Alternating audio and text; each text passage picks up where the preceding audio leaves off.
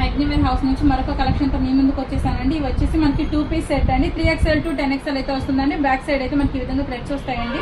And అలాగే pant కూడా వచ్చేసి మీకు పర్ఫెక్ట్ సైజ్ అండి. చూపిస్తున్న సైజ్ కూడా ఈ విధంగా మీకు 2 పీస్ సెట్లు అయితే అవైలబిలిటీగా ఉన్నాయండి.